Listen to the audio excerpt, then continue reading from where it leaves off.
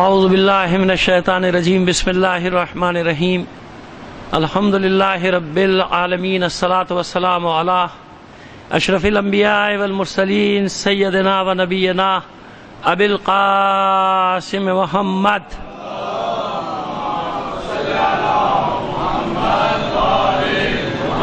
وآلہ الطیبین الطاہرین المعصومین ولعنۃ اللہ علی اعدائہم اجمعین من الآن الی قیام یوم الدین اما بعد فقد قال اللہ تعالی فی کتابہ المبین وہو اصدق القائلین وقولہ الحق بسم اللہ الرحمن الرحیم شرع لکم من الدین وصینا بہ موسیٰ صلوات بھیجئے محمد آل محمد پر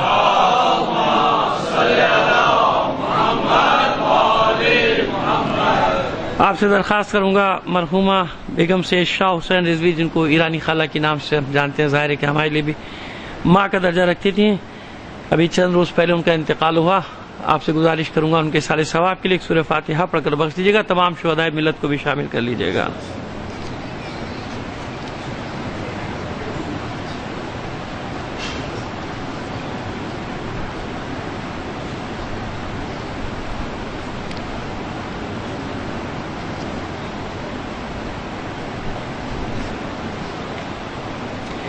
ایک اور سورہ فاتحہ کی گزارش کروں گا آپ سے، پیدر پہ ایسے سانحات ہوئے بھی گزشتہ دنوں۔ میرے برادری نسبتی کا جوان بیٹا سید ہاشم علی ابن مظہر علی 26-27 سال کا اچانک ہی دل کا دورہ پڑا، فوت ہو گیا، انتقال ہو گیا اس کا۔ ایک میرے اور عزیز ریاست علی صاحب، ان کا انتقال ہوا۔ ہمارا برادر نوحہ خان علی صفدر، جانتے ہیں آپ علی صفدر رضوی، اس کے والد کا بھی 3 روز پہلے انتقال ہوا۔ ان تمام کو پھر اپنے مرحومین کو بھی شامل کر کے ایک سورہ فاتحہ اور پڑھ کر بخش دیجیے گا۔ بسم اللہ۔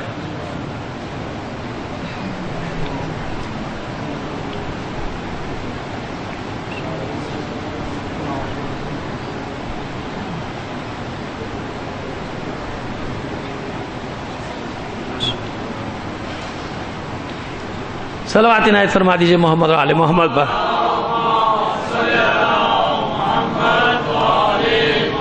اس سے بہتر انداز میں بلند آواز سے مل کر ایک صلوات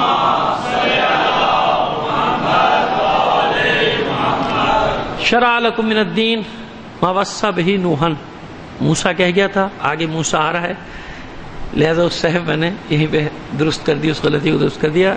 آیت کا آغاز یوں ہے کہ شرع لکم من الدین ما وصی بہ نوحا والذی اوحینا الیک ووصی بہ موسیٰ ووصی بہ ابراہیم و موسیٰ و عیسیٰ ان اقیموا الدین ولا تتفرقوا۔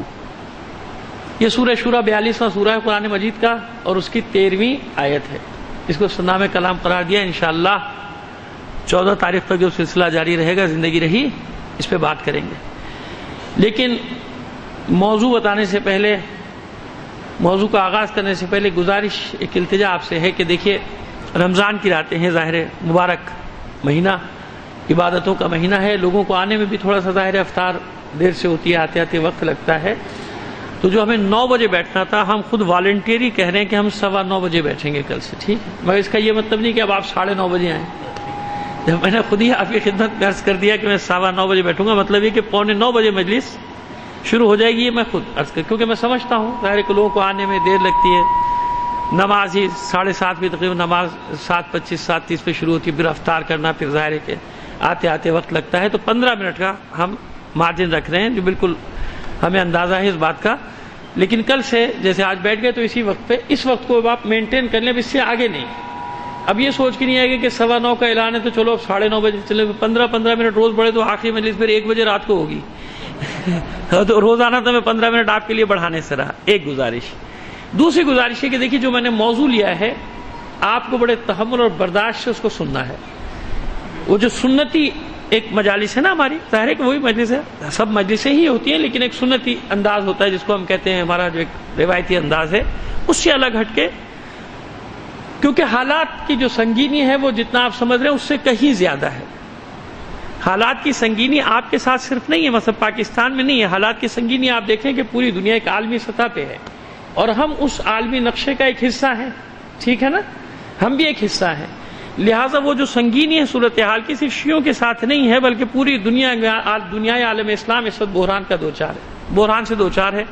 اور اس میں ایک بہت بڑا فیکٹر جو ہے وہ ہمارے تفرقے بازی کا بھی ہے. یعنی خود عالم اسلام کے فرقے ایک، اور پھر اندر جو ایک تفرقے بازی ہوتی ہے، انتشار ہوتا ہے، یا فکر کا اختلاف کہہ لیجئے یا سلیقے کا اختلاف کہہ لیجئے.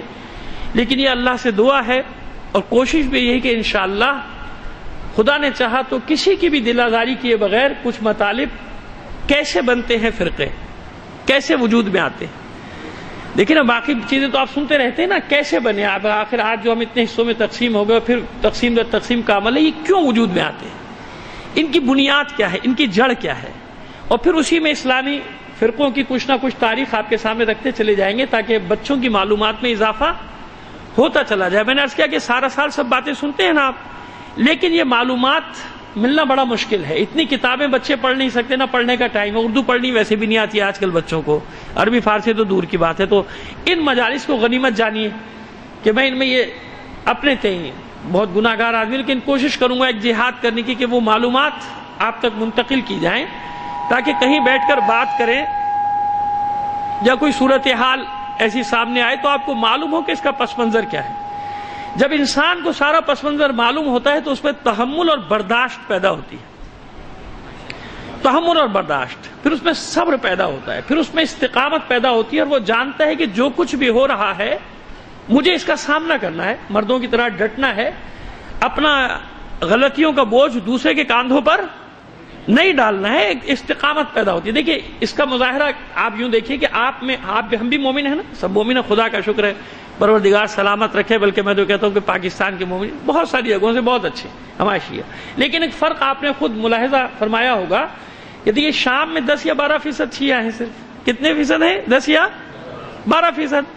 مگر آپ دیکھیے کس طرح سے وہ ڈٹے ہوئے ہیں میدان میں. دیکھا آپ نے پوری دنیا سے 10 یا 12 لاکھ سے زیادہ نہیں ہے وہاں، بہت زیادہ 15 لاکھ، اس سے زیادہ آبادی مومنین کی شام میں نہیں ہے.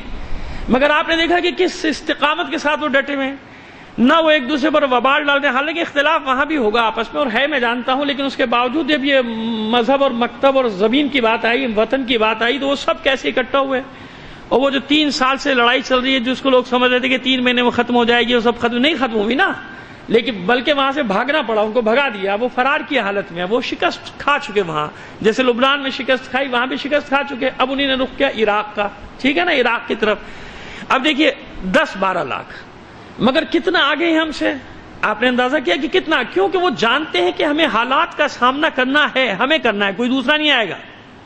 اللہ کی مدد بھی جب آتی ہے جب انسان خود میدان میں کھڑا ہوتا ہے. لہذا وہ جانتے ہیں کہ جینا ہے اپنے مکتب کے ساتھ تو لڑنا ہے، اپنی نسلوں کو اپنا مذہب اپنا نظریہ منتقل کرنا ہے تو لڑنا ہے، میدان جنگ میں رہنا. جو قومیں میدان میں رہتی ہیں وہ فاتح رہتی ہیں، ہمیشہ یاد رکھیے گا آپ. اچھا اب آئیے یمن، کتنے سے وہاں پہ مومنین ہے، اتنی ہی تعداد ہے، 15 سے 20 لاکھ، اس سے زیادہ نہیں. ڈٹے ہوئے ہیں، 4 سال ہو گیا، دیکھیے لڑ رہے ہیں، میدان میں کھڑے، کیونکہ معلوم ہے کہ دشمن ہے. وہ یہ نہیں کہہ رہے کہ بھائی آؤ بچاؤ یا یہ کرو، بھائی کب تک ہوگا، کیوں ہوگا، کیسے ہو رہا ہے، یہ سب نہیں ہے. وہ میدان میں کھڑے. لبنان میں کتنے ہیں؟ 30% آبادی کا 25% بھی نہیں ہے. میرا خیال ہے کہ وہاں بھی آبادی اتنی ہے، 12 سے 15 لاکھ آبادی. اور اس پہ حزب اللہ کتنی ہوگی؟ 15,000.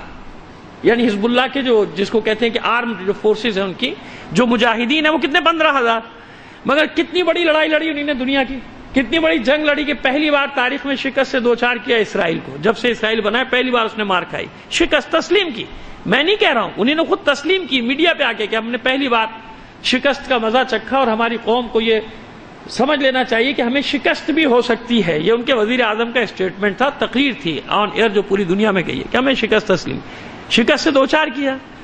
عراق میں 58 سے لے کر آج تک، یعنی عبدالسلام عارف سے لے کے عبد الکریم قاسم اور جتنے بھی ابوبکر وغیرہ جتنے کوئی صدام گزرے، 30 لاکھ سے زیادہ مومنین شہید ہو چکے.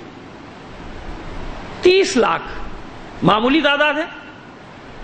آبادی کتنی ہے بھائی؟ بہت آبادی ہوگی وہاں مومنین کی، 1 کروڑ سے 1.5 کروڑ، اس سے زیادہ تو نہیں. 1 کروڑ ہوں گے، 1.25 کروڑ ہوں گے، 1.5 کروڑ، مگر میدان میں ہے. آپ نے دیکھا کہ اب بھی وہ تیار ہو گئے نا، جیسی حکموں نے پتہ چلا کہ یہ باغی آگے بڑھ رہے ہیں، وہ جناب وردیاں پہن لی سب نے، علماء نے بھی پہن لی، عورتیں بھی میدان میں آ گئی، مرد بھی میدان، انہیں معلوم ہے کہ لڑنا ہے بھائی، جینا ہے تو لڑنا ہے، اب سروائیو کرنا ہے تو لڑنا ہے، میدان میں کھڑے رہے نا، کوئی شکایت کوئی گلا نہیں ہے، جانتے ہیں کہ بھائی لڑنا ہے ان سے، ان کو نہیں آگے، اور آگے نہیں، اور روک دیا اب ان کی پٹائی کا آغاز شروع ہو گیا، بے فکر رہی ہے۔ اور جس نے آگ لگائی تھی اس کے یہاں بھی شروع ہو گیا کام، ہم نے کہا تھا کہ وہاں شروع ہونے والا ہے، اطمینان رکھیے، کیونکہ باغی وہی پلٹیں گے۔ جیسے ہم نے مداخلت کی تھی افغانستان میں، مزہ چکھیے، وہ سارے ادھر ہی پلٹ کر آ گئے نا، تو جس نے وہاں کیا تھا نا آل سعود نے، اب اس آل سعود کو بھگتنا ہے وہ، کیونکہ سب مار کھا کے کہاں بھاگیں گے، وہیں بھاگیں گے نا، کہ بھئی تو نے ہمیں مروایا، تو نے پیسے دیے، تو نے کہا تھا لڑو، تو وہیں جائیں گے۔ لہذا اطمینان رکھیے، یہ باتیں میں بتا رہا ہوں تو یہ ہونا ہے، لیکن کیوں ہو رہا ہے؟ کیونکہ مومنین میدان میں کھڑے، میدان میں کھڑے، انہیں معلوم ہے کہ بھئی لڑنا ہے، دشمن سامنے سے لڑنا ہے، عزت کے ساتھ لڑنا ہے، عزت کے ساتھ۔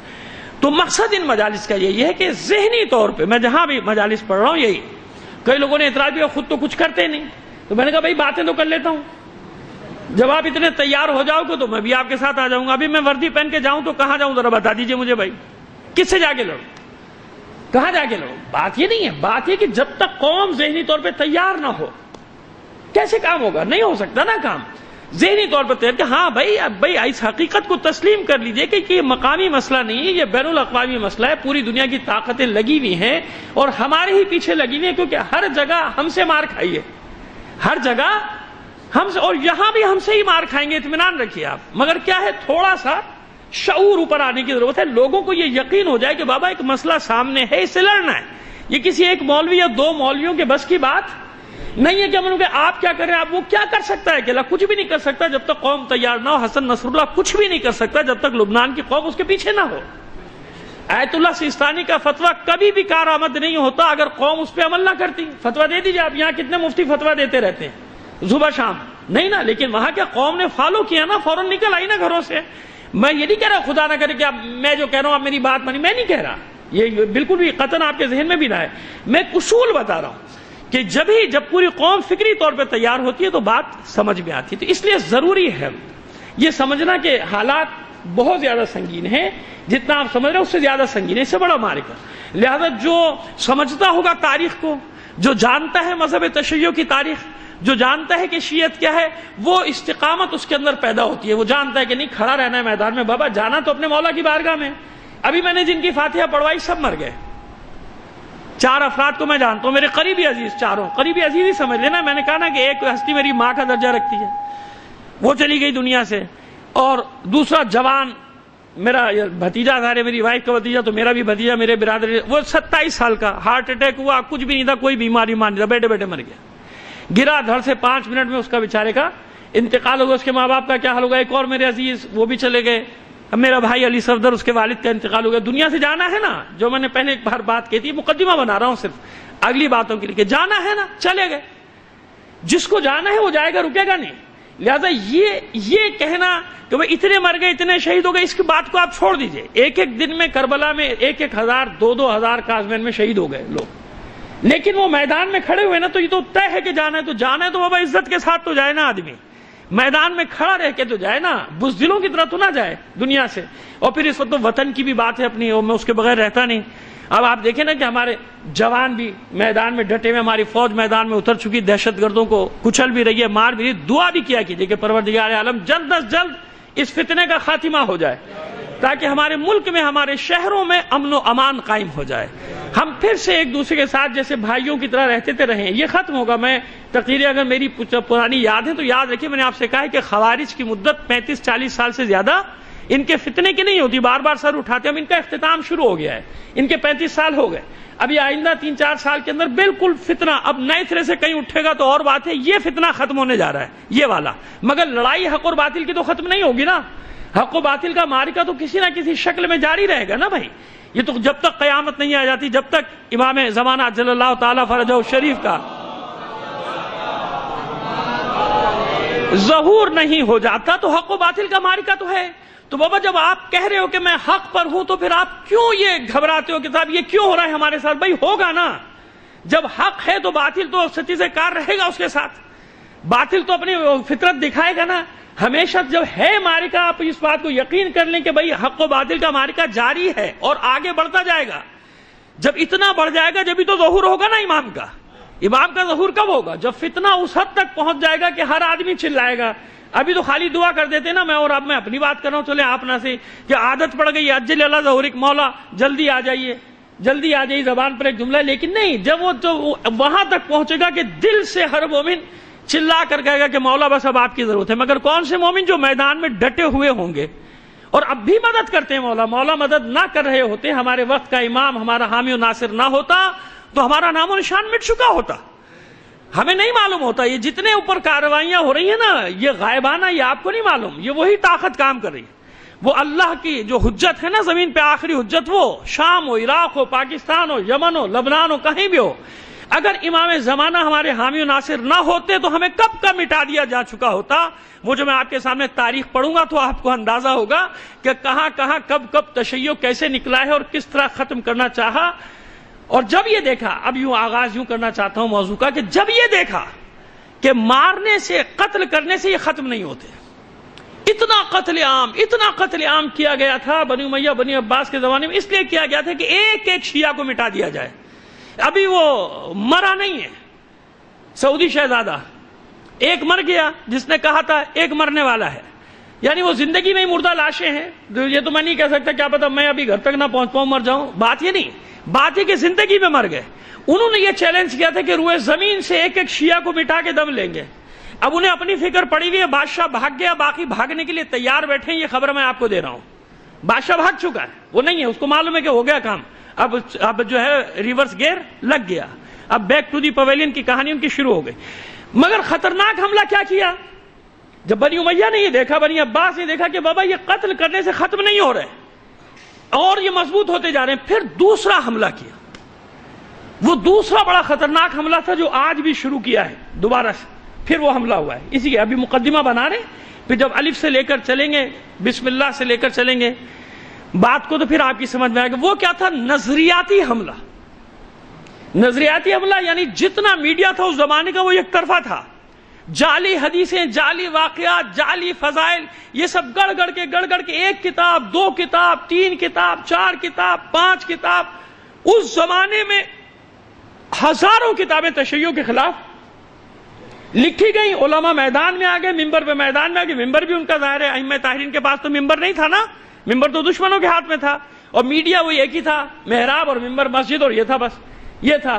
وہ حملہ اتنا خطرناک تھا کہ ان کو نظریاتی طور پہ دبا دیا جائے، کچل دیا جائے. یہ شوق ہے، یہ کچھ بھی نہیں، یہ معتزلہ سے انہیں اپنے عقائد لیے، کچھ انہیں نے اشاعرہ سے لیے، شیعت بن گئی. یعنی شو یہ کیا گیا کہ شیعت جو تھی وہ بعد کی پیداوار ہے، اس کا اسلام سے کوئی تعلق نہیں. ہم جو تاریخ آپ کے سامنے بیان کریں گے اس میں بتائیں گے کہ سوائے شیعت کے سب بعد کی پیداوار ہے، اور دلائل کے ساتھ. اللہ اکبر یا رسول اللہ. اور انشاءاللہ دلائل کے ساتھ، تاریخی ثبوتوں کے ساتھ، اور اس میں اپنی خامیاں بھی اگر آپ کے سامنے آ جائیں تو برا مت مانیے گا. کیونکہ جب تک انسان وہ اپنے گریبان میں جھانکنے کی عادت نہ پڑے اس وقت تک وہ حقیقت پسند نہیں بن سکتا، اس وقت تک مسئلے کا حل نہیں نکال سکتا.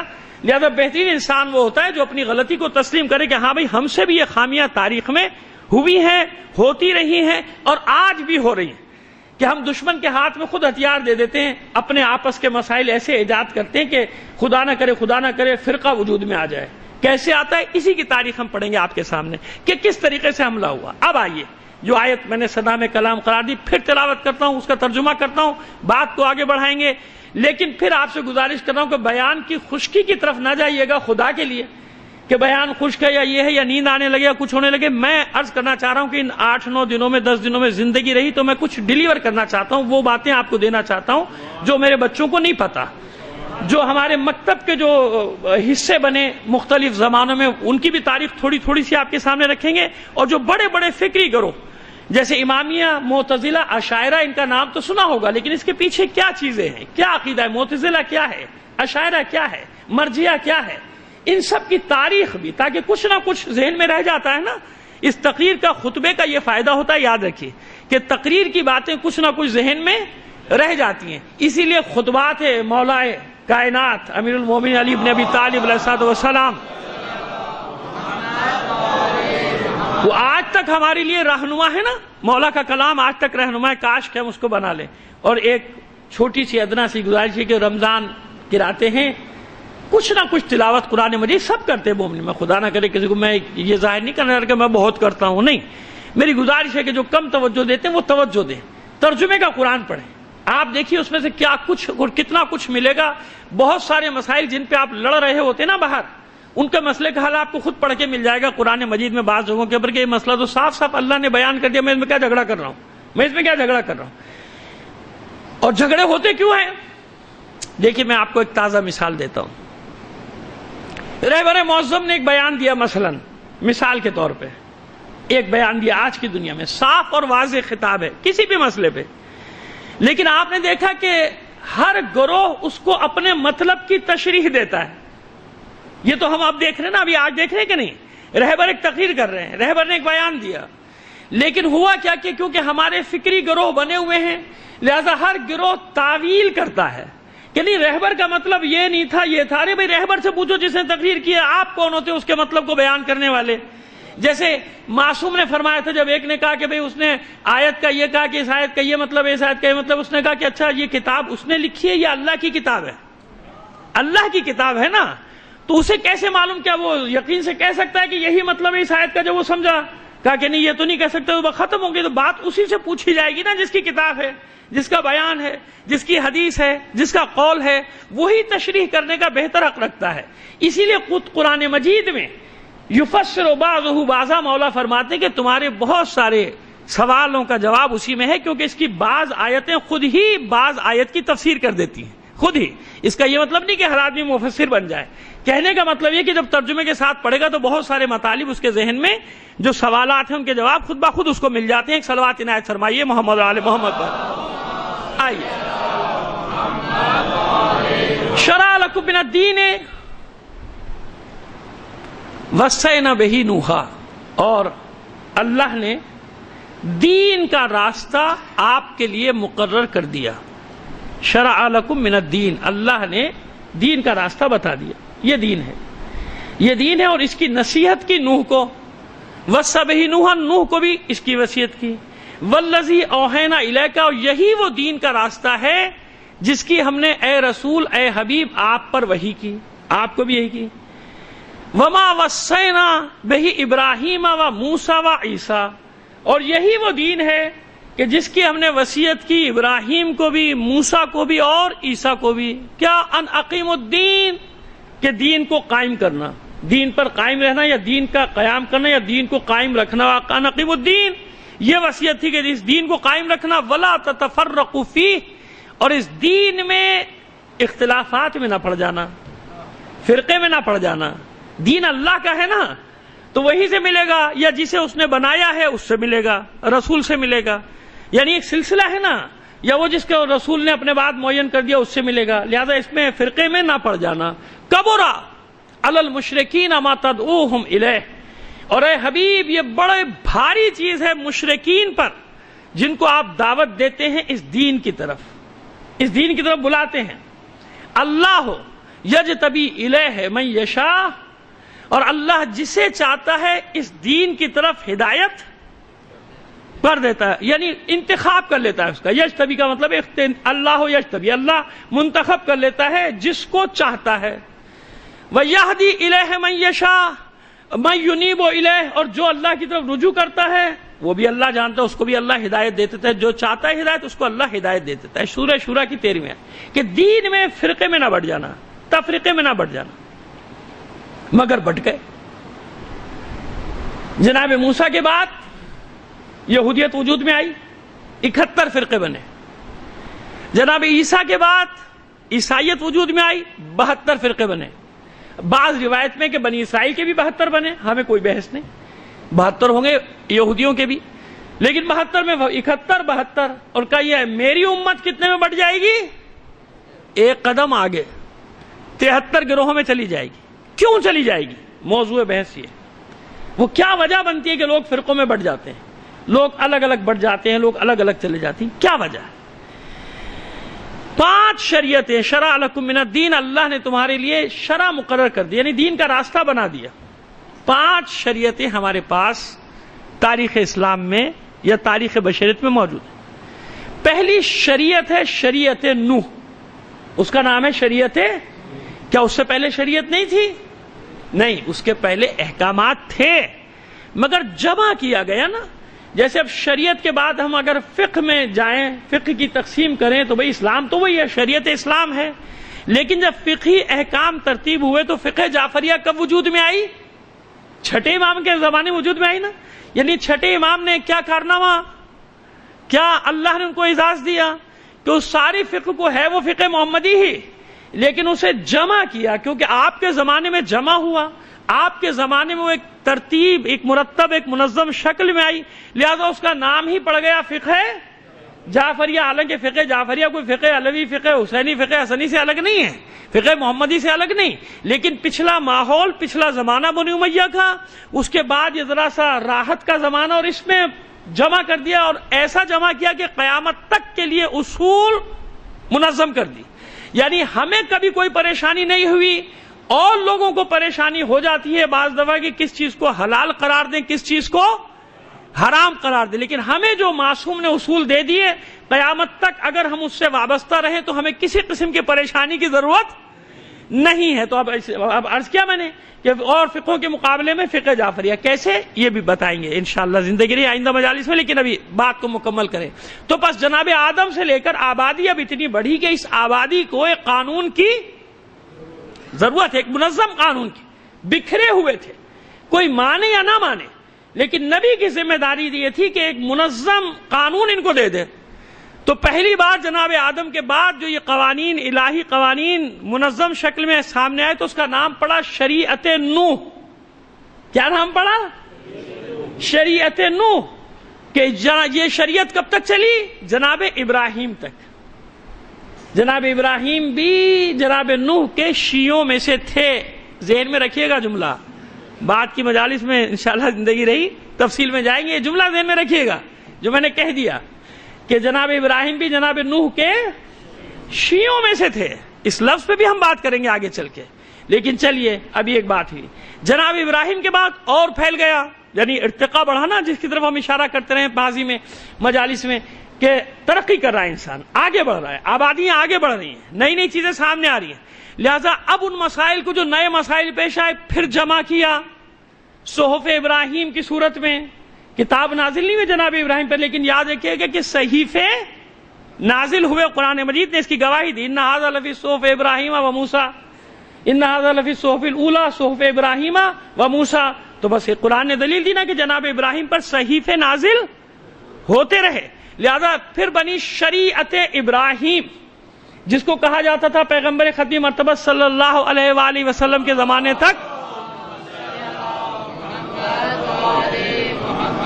دین ابراہیم انا اول المسلمین، میں پہلا مسلمان ہوں. یعنی باقاعدہ مسلمان نام دیا گیا، سب مسلمان تھے، جتنے بھی تھے سب مسلمان تھے نبی. لیکن باقاعدہ شکل میں کب سامنے آئی یہ چیز؟ اللہ کے حکم سے، جناب ابراہیم کے زمانے سے. تو جناب ابراہیم کی یہ دوسری شریعت جناب نوح کے بعد آئی، شریعت ابراہیم. اب یہ شریعت ابراہیم جاری ہے، ساری ہے. کب تک؟ جب تک کہ پیغمبر ختمی مرتبہ صلی اللہ علیہ وآلہ وسلم. ایک بڑا پیچیدہ سوال ہے، اس کا بھی انشاءاللہ بڑی آسانی سے جواب دینے کی کوشش کریں گے، چاہے آج موقع مل گیا آج، نہیں تو کل زندگی رہی تو. اب جناب موسیٰ کا دور آیا، جناب موسیٰ پر کتاب نازل، درست ہے؟ جناب موسیٰ پر کتاب نازل ہوئی، اور جناب موسیٰ جن علاقوں میں مبعوث ہوئے وہاں سب نے وہ اللہ کا مذہب، ابھی بتائیں گے کیا مذہب ہے، اللہ کا دین کیا ہے، دعوت کا محور کیا ہے، اللہ کی طرف سے دعوت دی جاتی. شریعت موسیٰ نافذ ہو گئی. اب سوال یہ پیدا ہوتا ہے کہ جناب جب شریعت موسیٰ، جو سوال آپ کے ذہن میں ڈالنا چاہ رہا ہوں اس کا جواب دوں گا کہ شریعت موسیٰ، تو یہ مکے والوں نے اس شریعت کو قبول کیوں نہیں کیا جو دین ابراہیم پر تھے، جو حضور کے اجداد تھے؟ پھر انہیں بھی شریعت موسیٰ کا پابند ہونا چاہیے تھا نا، مگر وہ دین ابراہیم چلتا رہا. ایک سوال یہ آ گیا، اس کا جواب دیں گے کہ بھائی ان کو ماننا چاہیے تھا نا، اس شریعت اب شریعت آ گئی، شریعت موسیٰ پہ چلیں، مگر وہ دین ابراہیم ہی چل رہا تھا.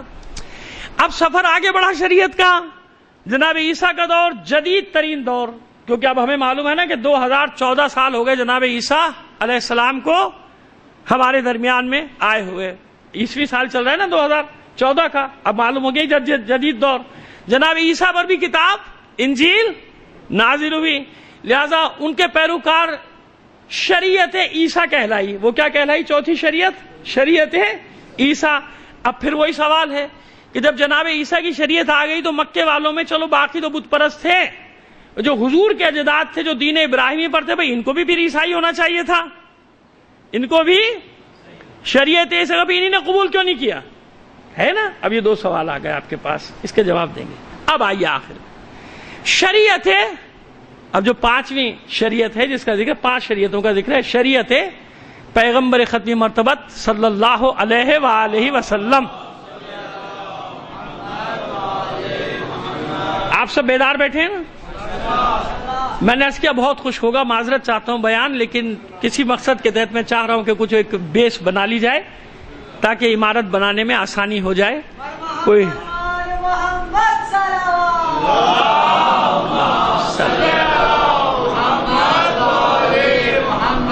شریعت پیغمبر ختم مرتبہ صلی اللہ علیہ وآلہ وسلم، یہاں اعلان ہو گیا کہ خاتم النبیین، بس اب انبیاء آنے والے نہیں، اب کوئی کتاب بھی آنے والی نہیں، تمام شریعت منسوخ اور یہ شریعت جاری۔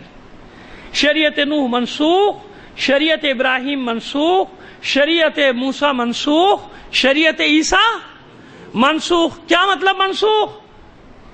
ایک وقت میں سب پہ نہیں چل سکتے، وہ ہر زمانے کے حساب سے تھی نا، ایک زمانہ تھا۔ اب جو شریعت آ گئی یہ تکمیل کر رہی ہے ان تمام شریعتوں کی جو پہلے آئی تھی، لہذا اب ان کی ضرورت نہیں۔ اب شریعت ان پر ایمان رکھنا واجب ہے، یاد رکھیے گا، اللہ کی کتابوں پہ، اللہ کے انبیاء پہ ایمان رکھنا واجب ہے، کیونکہ جس نے بھی جو کام انجام دیا اللہ کے حکم سے کیا تھا نا، اللہ کے حکم سے سارے کام انجام دے رہے تھے، لہذا منسوخ ہونے کا کیا مطلب ہے کہ اب ایسا نہ کرنا کہ اگر اپنے مطلب کا ایک حکم مل رہا ہے انجیل میں تو وہاں سے لے لو، زبور سے مل رہا ہے تو وہاں سے لے لو، بھائی سب اللہ کی کتابیں ہیں، ہے نا ایسا؟ توریت سے لے لیں گے، سب اللہ کی کتابیں۔ اچھا شریعت موسیٰ میں یہ حکم تھا 3 نمازیں تھیں یا 2 تھیں یا کسی میں 1 نماز، میں تو وہ لے لوں گا، وہ بھی تو شریعت ہے، وہ بھی تو اللہ کے دین۔ یہ ہے منسوخ کا مطلب کہ نہیں، اب یہ حکم احکام مکمل ہو گئے۔ کب ہوئے وہ بات آ جائے گی بعد میں۔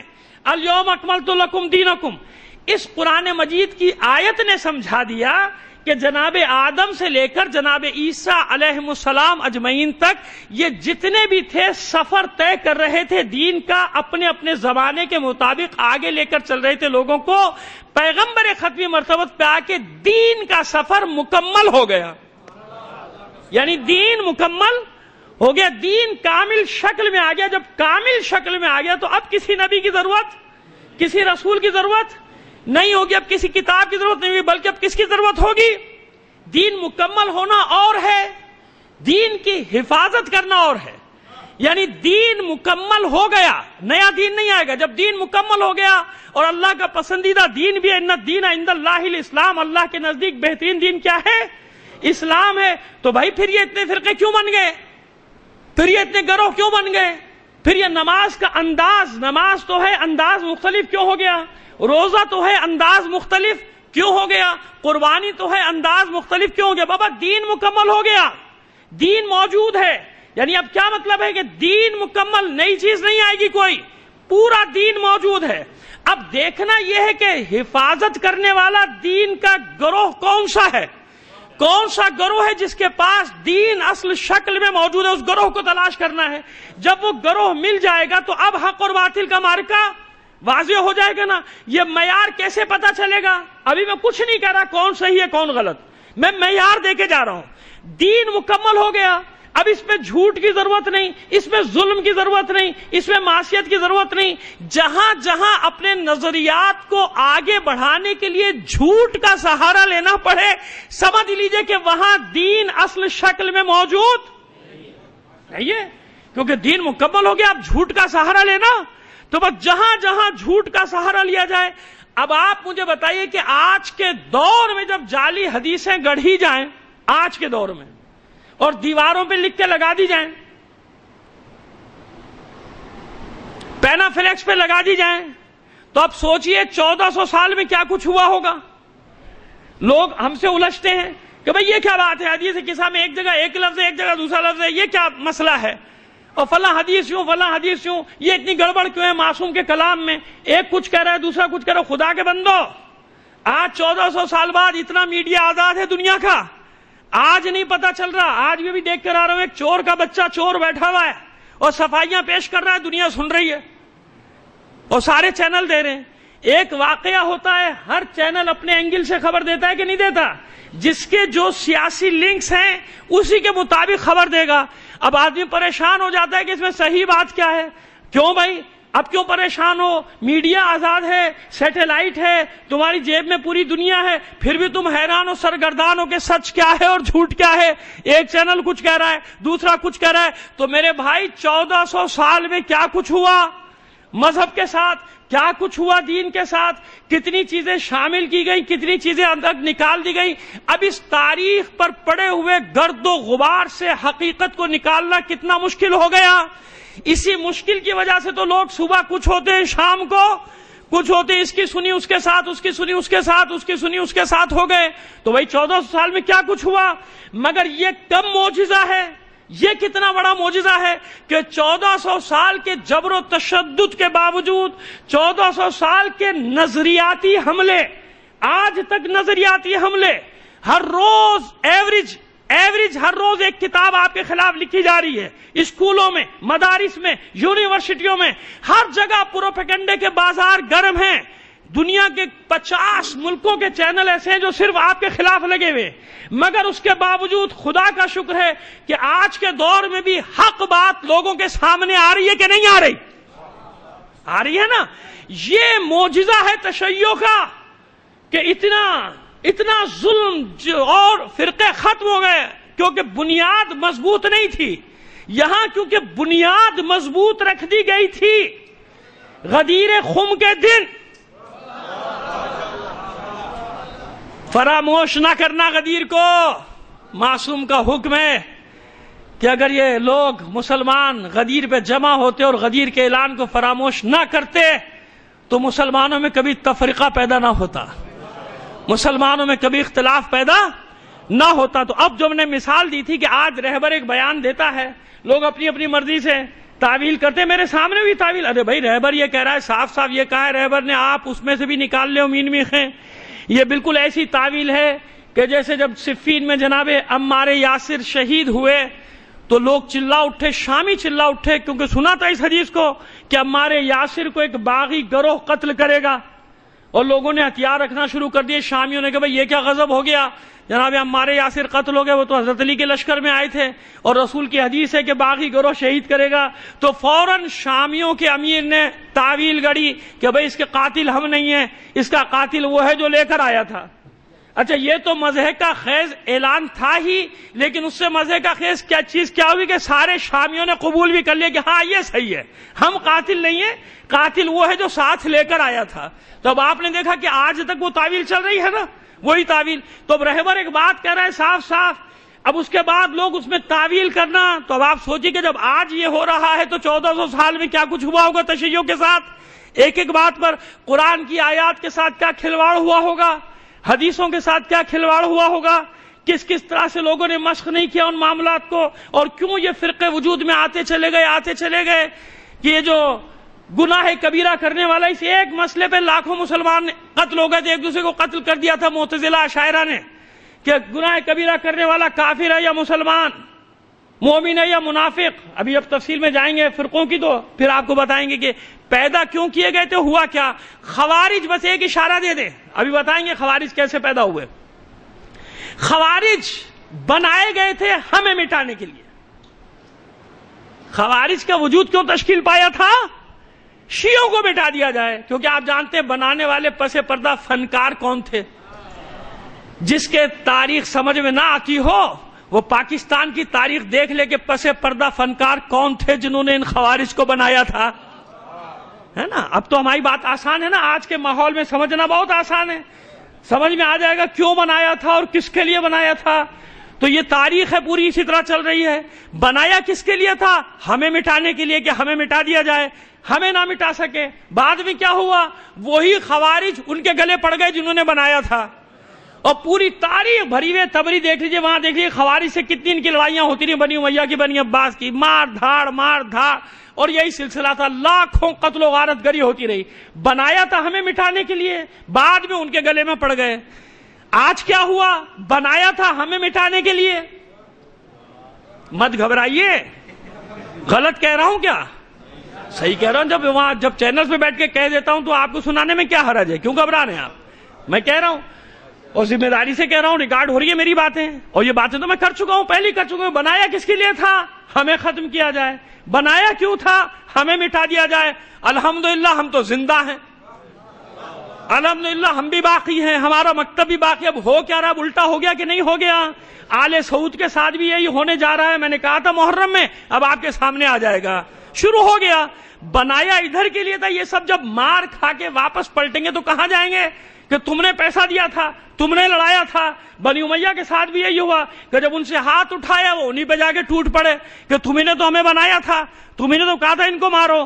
لہٰذا اس لیے سارے گروہ جو بھی تشیع کو مٹانے کے لیے وجود میں آئے، پوری تاریخ اٹھا کے پڑھ لیجئے کہ جنہوں نے بنایا آخر میں انہی نے ان کو قتل کیا ہے۔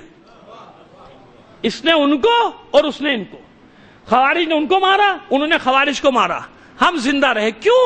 بنیاد مضبوط ہے، بنیاد مضبوط ہے۔ اسی لیے یہاں بھی اپنی تمام تر کوتاہیوں کا اعتراف کرتے ہوئے، اپنی تمام تر کوتاہیوں کے باوجود پاکستان میں اگر خدا کا شکر ہے کہ اللہ نے عزت کے ساتھ زندہ رکھا ہوا ہے آپ کو، تو کیوں؟ اس لیے کہ ہم کتنے ہی غلط ہوں، مذہب حق ہے۔ ہم نے جھوٹ کو شامل نہیں کیا کیونکہ ہمیں جھوٹ کی ضرورت نہیں ہے۔ کونوا مع الصادقین کا مطلب یہ کہ سچوں کے ساتھ ہونا، جھوٹوں کے ساتھ مت ہو جانا، جھوٹوں کے ساتھ مت ہو جانا۔ جھوٹ کی پہچان جب ہو جائے، جب پتہ چل جائے کہ علل اعلان میڈیا پہ جھوٹ بول رہے، دل تو جلتا ہے کہ ایک حدیث ایک جگہ لکھی ہوئی میں نے دیکھی کہ فلاں وہ جو حسین منی وانا من الحسین، اس کو بدل دیا، پتہ نہیں آپ کو پتہ ہے کہ نہیں پتہ ہے۔ اب ایک دشمن اہل بیت کے نام سے اس حدیث کو کر دیا کہ رسول نے اس کے لیے فرمایا کہ یہ مجھ سے ہے اور میں اس سے ہوں۔ اب میں کیا اس کا نام لا یہاں پہ عرض کروں؟ نام لیتے ہوئے تو کیونکہ مولا نے منع کیا کہ ان کے برابر نہ کھڑا کرو لا کے۔ اپنے ذاکرین سے بھی دست بستہ ہمیشہ التجا کرتا ہوں، خدا کے بندو علی کا اور ان کا مقابلہ نہ کیا کرو۔ کہاں علی کائنات کا امیر، کہاں، یہ نہیں چلو، زبان بھی خراب ہوتی ہے نا، کیا ان کا آدمی ذکر کرے، کیا ان کا نام لے۔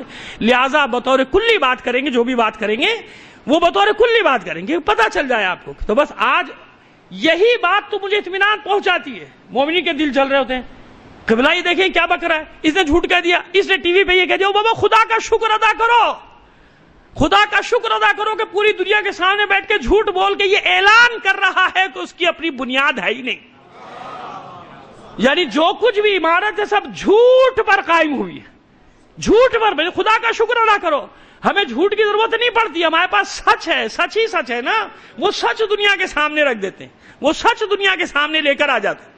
لہٰذا ایک رہبر کے بیان پہ جب اتنی تعویلیں گڑھ لی جاتی ہیں تو بتائیے حدیثوں کے ساتھ کیا کیا گیا ہوگا؟ 9 لاکھ حدیثیں، کتنی؟ 9 لاکھ۔ اس میں سے صحیح کتنی نکلی؟ 4000 سے لے کے 6000۔ اور یہ کب؟ کیا رسول کے زمانے میں ہوا؟ خلفائے راشدین کے زمانے میں ہوا؟ ہم نے عرض کیا کہ بات پہنچانا چاہتے ہیں، لہذا کسی کی دل آزاری مقصود نہیں ہے، بڑے احترام سے کہہ رہے ہیں۔ کیا خلفائے راشدین کے زمانے میں ہوا؟ نہیں۔ کب ہوا؟ 3 صدی ہجری میں، 3 اور 4 صدی ہجری میں یہ ہوا کہ غلط کو صحیح سے الگ کرنے کا ایک قدم اٹھایا گیا۔ اب وہ تھا یا نہیں، مجھے سے بحث نہیں، میں تو ان کا پوائنٹ آف ویو بتا رہا ہوں نا کہ صحیح کو الگ کیا غلط سے، تو کتنے غلط نکلے، کتنی حدیثیں غلط نکلی جناب؟ 9 لاکھ میں سے 4 سے 6000، اور ایک صاحب نے تو صرف 1500 لکھا، 1500 صحیح ہے، باقی سب غلط ہے۔ کسی نے کہا 3900، کسی نے کہا 4000، اتنے سو، بہت زیادہ جو صحیح نکلی وہ کتنی نکلی؟ 6000۔ تو بھائی اتنا تو انصاف سے کام لو کہ 200 سال تک 9 لاکھ غلط حدیثیں، کتنی؟ بھائی مان لیا نا آپ نے کہ 3 صدی اور 4 صدی ہجری میں صحیح کو الگ کیا گیا غلط، تو اتنے 100 سال تک 9 لاکھ غلط حدیثیں گردش کرتی رہیں کہ نہیں کرتی رہیں؟ بس اب فرقے وجود میں نہ آتے تو کیا ہوتا؟ کیونکہ سب نے اپنی اپنے مطلب اور اپنی اپنی مرضی کی حدیثیں گڑی تھیں، نہ گڑی ہوتی تو صحیح کیا اور غلط کیا؟ ہمیں ضرورت اس لیے نہیں پڑی کہ سلسلہ ٹوٹا نہیں، ہمارے یہاں ایسا نہیں ہوا کہ کسی نے اپنی مرضی سے کوئی حدیث بنائی ہو، سلسلہ قائم رہا، روات کا سلسلہ، روایتوں کا سلسلہ۔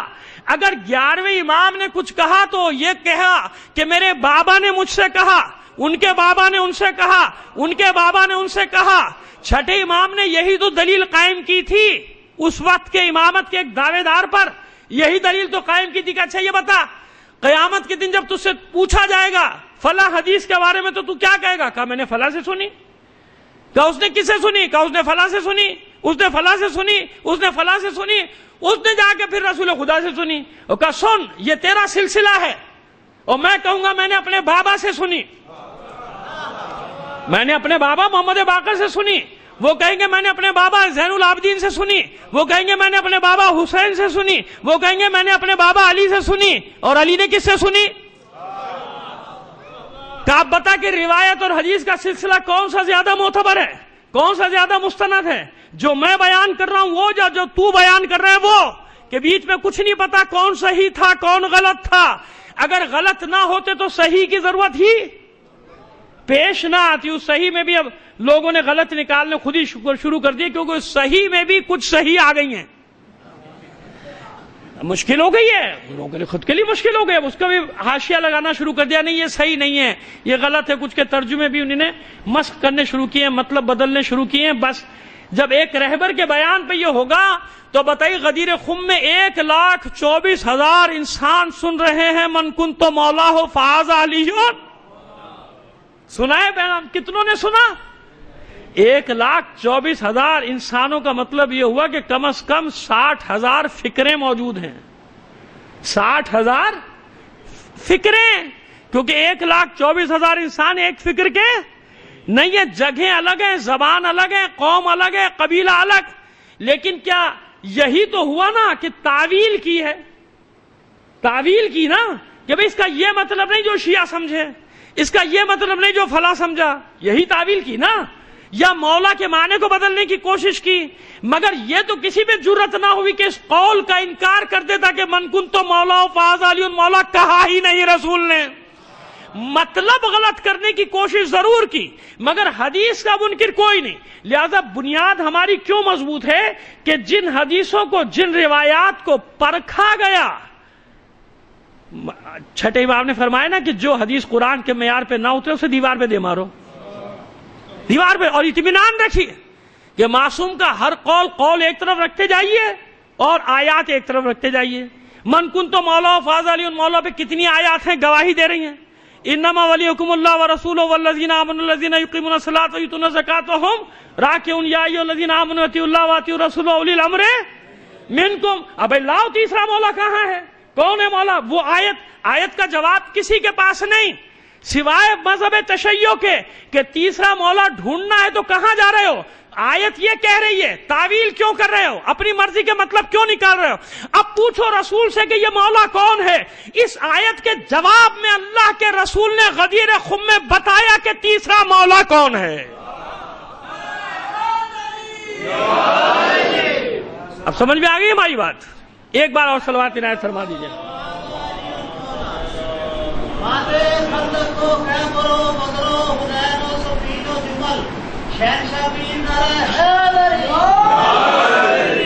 ابھی ہم نے بالکل ہلکا رکھا، بہت جس کو کہتے ہیں ہلکا ہاتھ رکھا ہوا ہے، کیونکہ میں نہیں چاہتا کہ پہلے دن آپ بھاگ جائیں کل نہیں آئے، کیونکہ مجھے بہت سارا جو زندگی رہی تو میں نے عرض کیا، آپ سے وعدہ کیا کہ بہت ساری چیزیں جس کے لیے آپ ترس رہے ہیں، جس کے لیے تشنا ہے، جو بیان نہیں کی جاتی عموماً سنتی مجالس میں، مطلب یہ کہ میں بہت بڑا عالم فاضل ہوں، نہیں بہت بیان کرتے ہوں گے، لیکن میں کوشش کر رہا ہوں کہ ان فرقوں کی تاریخ کو آپ کے سامنے، ابھی سے میں نے مقدمہ بنایا کہ مولا کا جواب، بھائی لاؤ مولا کون ہے؟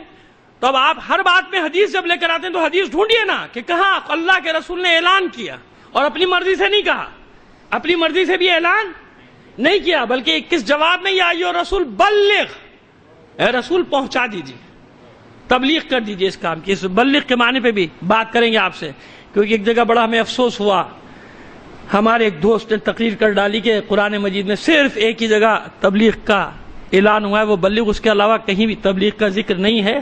ایسی باتیں نہ کیا کرو، دشمن کو ہتھیار مل جاتا ہے. اور میں نے وہیں پہ ان کو آیت بھی سنائی کہ الذین یبلغون رسالات اللہ ویخشونہ ولا یخشون احدا الا اللہ. یہ قرآن میں نہیں ہے کیا؟ او بابا یہ بھی علی کے لیے ہے. آپ مطلب یہ کیوں کہہ رہے ہو کہ بس ایک آیت ہے؟ میں کہہ رہا ہوں کہ قرآن مجید میں 300 سے زیادہ آیات ہیں، اور مجھ جیسا جاہل کہہ رہا ہے، اور عالم تو 3000 نکال لیں گے، اور اگر اس سے بھی بڑا کوئی عرفا میں سے ہوگا تو وہ کہے گا کہ پورے قرآن میں علی کی منقبت ہے، بائے بسم اللہ سے شروع ہو جاتی ہے کہ نہیں ہے؟ اب یہ میں منزلوں کی باتیں کر رہا ہوں، میں دعویٰ نہیں کر رہا یہ، کیونکہ میں اس کا ثبوت، اس کی دلیل میرے پاس نہیں، لیکن ہاں 300 سے زیادہ آیات تو میں جانتا ہوں علی کے بارے میں. تو آپ اس پہ کہنا کہ بس تبلیغ کی ایک ہی آیت آئی اور وہ علی کے لیے آئی. نہیں، میں کہتا ہوں کہ نہیں، ایک نہیں، جتنی بھی تبلیغ کی آیتیں ہیں سب علی کے لیے آئی ہیں. ایسا نہ کہو، ورنہ دوسرا آپ کے سامنے لا کے رکھ دے گا کہ جھوٹ بول رہا ہے ان کا مولوی. جھوٹ کو شامل نہ کرو. ہمارے پاس سچ اتنا ہے کہ ہمیں کسی جھوٹ کی ضرورت ہی نہیں ہے، ہمیں کسی چیز کی ضرورت نہیں، اتنا سچ ہے ہمارے پاس. آپ پڑھو گے تو خزانے نکلتے چلے آئیں گے. ایسی وہ حدیث تھوڑی ہے کہ سارے سمندر روشنائی بن جائیں، سارے شجر جو ہیں ان کا قلم بنا دیا جائے، فضائل نہیں ختم ہوتے. تو آپ ڈھونڈتے رہو گے، ہر روز نئی نئی چیزیں نکلتی چلی آئیں گی. ڈھونڈو تو صحیح، پھر تمہیں پتہ چلے گا کہ کیا کچھ رکھا ہے علی کے باب میں اللہ نے.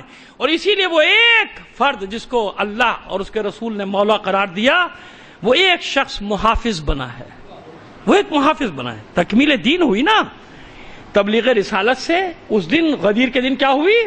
تکمیل دین مکمل ہو گیا. تحفیظ دین کا سلسلہ باقی تھا، دین مکمل ہو گیا. دین بچانا بھی تو ہے نا. جب دین مکمل ہوا تو حملہ شروع ہو گیا چاروں طرف سے. غدیر کو متنازع بنایا گیا، قول رسول کو متنازع بنایا گیا، حضور کی وصیت کو متنازع بنایا گیا. اتنے تنازعات کھڑے کر دیے گئے. پردہ فرمانے کے بعد پھر تنازعات پیدا کیے گئے. ٹھیک ہے، اب پورے عالم اسلام میں یک طرفہ کاروائی چل رہی تھی، ایک طرفہ. جیسے ضیاء الحق کے دور میں ہمارے یہاں ہوا تھا نا، یک طرفہ کاروائی. ایک چیز کو پروموٹ کیا جائے، ایک چیز کو آگے بڑھایا جائے، ایک مکتب کو آگے بڑھایا جائے. اب خود بھگت رہے ہیں، خود رو رہے ہیں، ہم نے نہیں بڑھایا، تم نے بڑھایا تھا، بھگت رہیں گے. یہ کیا ہو گیا؟ پنیری لگا دی تھی، اب وہ ساری جناب فصل بن کے تیار ہو گئے، خود کاٹو. ہمیں کچھ نہیں فرق پڑتا، ہم تاریخ میں عادی ہیں. عرض کرتا رہتا ہوں کہ ہم عادی ہیں، اس چیزوں سے نکلنے کے عادی ہیں. بات یہ کہ پیوستہ رہ شجر سے، امید بہار رکھ. اپنی جڑ سے وابستہ رہو، اپنی جڑ کو تھام کے رکھو. اور وہ میں ایسے جملہ نہیں کہہ رہا جیسے کوئی کہہ دیتا ہے عام آدمی کہ ولایت سے وابستگی. بابا ولایت سے وابستگی کا مفہوم ہی کچھ اور ہے، جو ہوگا تو بھی بتائیں گے کہ ولایت سے وابستہ رہو. یہ کبھی بھی تمہیں گمراہ نہیں ہونے دے گی، اور ہر سوال کا جواب تمہیں ملتا چلا جائے گا، ہر سوال کا جواب. مگر وابستگی خالی نعرے کی حد تک نہیں ہوتی.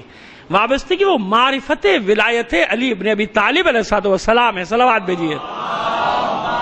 آئیے بات کو مکمل کریں، آج کی حد تک بات کو مکمل کریں. تو حملہ ہوا، ہر طرف سے حملہ ہوا. علی مولا کائنات ذمہ دار ہیں حفاظت کے، ہے نا. سامنے سے ہٹنا ہے، پردہ فرمانا ہے، مگر ذمہ داری لی ہے قیامت تک کے لیے. حفاظت کی ذمہ داری ہے قیامت تک کے لیے. لہذا کس شکل میں ہوگی یہ حفاظت؟ حسن اگر حفاظت کریں گے تو وہ بھی علی کی حفاظت ہے، حسین اگر حفاظت کریں گے تو وہ بھی. آخر تک سلسلہ وہی کا وہی رہے گا. جملہ ہمارا یاد ہوگا آپ کو کہ خیبر و خندق صرف وہ خیبر و خندق نہیں ہے. ہر امام نے خیبر و خندق بنائی ہے، اپنے اپنے زمانے میں شکل الگ الگ ہے. جیسا جس کے سامنے ہے، بتاتے رہیں گے کیسے کیسے خیبر سب کے سامنے ہے، وہ آپ کو انشاءاللہ پیش کرتے چلے جائیں گے. لیکن ابھی اتنا کہ تحفیظ دین کا کام ہوا کربلا میں بچا لیا. غدیر میں مکمل ہوا. دین جناب آدم سے لے کے جناب عیسیٰ تک کی زحمتیں محنتیں مکمل ہو گئیں. غدیر میں، کربلا میں بچا لیا گیا، مگر غلبہ نہیں ہوا. اللہ کا وعدہ ہے لیظہرہ علی الدین کلہ، یہاں تک کہ اللہ کا دین سب پر غالب آئے گا. غلبہ نہیں ہوا. کسی بھی زمانے میں اسلام کا غلبہ تمام ادیان پر نہیں ہوا، یاد رکھیے گا. پیغمبر ختمی مرتبہ صلی اللہ علیہ وآلہ وسلم کے زمانے میں معنوی طور پہ غلبہ آپ کہہ سکتے ہیں، معنوی طور پہ غلبہ یوں ہوا کہ عیسائیت اور یہودیت کے مقابلے میں اسلام آ گیا، مگر پوری دنیا پہ غلبہ تو نہیں ہوا۔ اسلام کا پرچم پوری دنیا پہ نہیں لہرایا گیا، نہ اس وقت، نہ بنی امیہ، نہ بنو عباس، نہ بنی فاطمیہ اور نہ بنی عثمان، کسی کے زمانے میں غلبہ نہیں ہوا۔ مگر اللہ کا وعدہ ہے لِیُظْهِرَهُ عَلَى الدِّینِ كُلِّهِ، جتنے بھی دین ہیں ان سب پر اسلام غالب آئے گا۔ پس دو مرحلے مکمل ہو گئے، تکمیل دین کا مرحلہ بھی مکمل ہوا، تحفیظ دین کا مرحلہ بھی مکمل ہوا، غلبہ دین کا مرحلہ باقی ہے، اور غلبہ دین کے لیے معرکے کا آغاز ہو چکا۔ یہ حق اور باطل اب الگ الگ ہو رہا ہے کہ نہیں ہو رہا؟ سب ایک جگہ جمع ہو رہے ہیں مذہب حقہ کے خلاف، سب ہاتھ میں ہاتھ ڈال رہے ہیں، کیونکہ جانتے ہیں کہ خطرہ یہیں سے ہے۔ خطرہ انہی لوگوں سے، ایران ہو، عراق ہو، یمن ہو، لبنان ہو، بحرین ہو، کویت ہو، شام ہو، پاکستان ہو، ہر جگہ ایک ہی کے پیچھے سب پڑے ہوئے نا۔ تو بس اس لیے یقین رکھیے کہ غلبے دین کے معرکے کا آغاز ہو گیا، سپاہی اپنی تیاریاں کر رہے ہیں اس یقین کے ساتھ کہ جس دن وہ سالار آئے گا اللہ کے حکم سے، سپہ سالار کی آمد کی ضرورت ہے نا، تو غلبہ دین ہونا ہے۔ اس لیے پوری دنیا صف بندی کر رہی ہے، خود ہی پالتے ہیں خود ہی مارتے ہیں، بنایا بھی خود۔ شام میں کس نے بنایا؟ یہود و سعود نے، اور امریکہ نے مل کر بنایا نا۔ عراق میں کس نے پروان چڑھا کے بھیجا؟ اردن میں کس نے ٹریننگ کیمپ لگائے ان کے؟ خود ہی پریشان کیوں؟ بے فکر رہو، یہ ملبہ سب ادھر ہی جائے گا۔ ہم جانتے ہیں جینا، ہمیں معلوم ہے کہ کیسے جیا جاتا ہے، کیسے ان سازشوں کا مقابلہ کیا جاتا ہے، رہے یا نہ رہے۔ لہذا وہ معرکہ، اب یہ فرقے بنے کیسے، وجود میں کیسے آئے؟ میں نے ایک سوال شروع میں رکھا تھا، اب آج بات کو ختم کرتا ہوں، کل اس سوال کو پھر ذہن میں، تاکہ کل سے وہاں سے بات شروع کرنا ہے کہ سوال کیا رکھا ہے۔ میں نے سوال آپ کے سامنے ہی رکھا ہے کہ یہ اعتراض کیا تھا کہ شیعت بعد میں پیدا ہوئی، کچھ معتزلہ سے لیا، کچھ اس سے لیا، جبر اور تشدد کے نتیجے میں یہ گروہ پیدا ہو گیا شیعت کا، اور میرا دعویٰ یہ ہے کہ سب بعد میں پیدا ہوئے ہیں۔ سب سے پہلے جو چیز وجود میں آئی وہ تشیع تھا، وہ چاہے جناب ابراہیم کا زمانہ ہو، چاہے جناب موسیٰ کا زمانہ ہو، چاہے جناب عیسیٰ کا زمانہ ہو، اور پیغمبر ختمی مرتبہ صلی اللہ علیہ وآلہ وسلم نے خود اعلان کیا تھا، علی اور اس کے شیعوں کی نجات کا اعلان خود کیا تھا۔ کیا معنی، ان سب پہ بھی جائیں گے، لیکن بتا دیں گے کہاں سے یہ پیدا ہوئے، کیوں یہ عقائد وجود میں آئے۔ مرجعہ، معتزلہ، اشاعرہ، تین مہم ہے، اور اس کے بعد وہ ہمارے چھوٹے چھوٹے ہمارے یہاں بھی ہیں نا، بہت سارے پیدا ہوئے تھے ہمارے یہاں بھی، اس میں ایک نصیری، اتنا اشارہ کرتا چلو نصیری کے بارے میں، کسی نصیری کو پوچھیں گے تو نصیری کب ہے تو وہ قصہ سنانا شروع کر دیتا ہے، تو یوں تھا، حضرت علی کے زمانے میں تھا، علی کو خدا مانتا تھا، حضرت علی نے اس کو قتل کر دیا، پھر زندہ کر دیا، کہ آپ تو پکا یقین ہو گیا کہ شیعہ ہے۔ یہ اتنی جہالت کی بات ہے، انہیں معلوم ہی نہیں کہ آدمی پیدا کب ہوا۔ یہ 10ویں امام کے زمانے کا قصہ ہے، اس کا پورا نام ہے، یاد رکھیے گا، آپ بتا رہا ہوں کیونکہ تاکہ بات کرنے میں آپ کو آسانی ہو، کہیں بات کریں۔ محمد ابن نصیر النمیری، بنی نمیر قبیلہ ہے جس کا یہ فرق تھا۔ محمد ابن نصیر 10ویں امام کے زمانے میں پیدا ہوا، جوڑ دیتے ہیں حضرت علی کے ساتھ۔ یہ عباسیوں کا ایجنٹ تھا، بنی عباس کا ایجنٹ تھا۔ چلیے اس کے بارے میں تو بتا ہی دوں، 2-4 جملے آپ کو۔ ان کا ایجنٹ تھا بنی عباس کا، اور کیوں اس کو بنایا تھا؟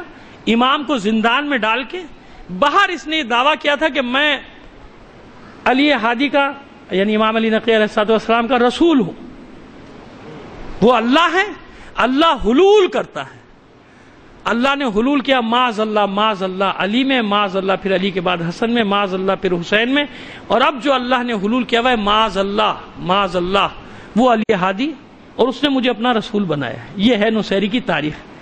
کسی نصیری سے پوچھ لیجیے گا، اس کو پورا نام بھی نہیں پتا ہوگا، میں نے نام بتا دیا، محمد ابن نصیر النمیری، بنی نمیر کا تھا، 10ویں امام کے زمانے پیدا ہوا۔ جوڑ دیتے ہیں اس کو کس کے ساتھ؟ حضرت علی کے ساتھ۔ تو بابا جھوٹ کی گنجائش نہیں۔ اسنا عشری اسی لیے آج تک سرخرو ہے کہ بہکنے والے بہکتے چلے گئے۔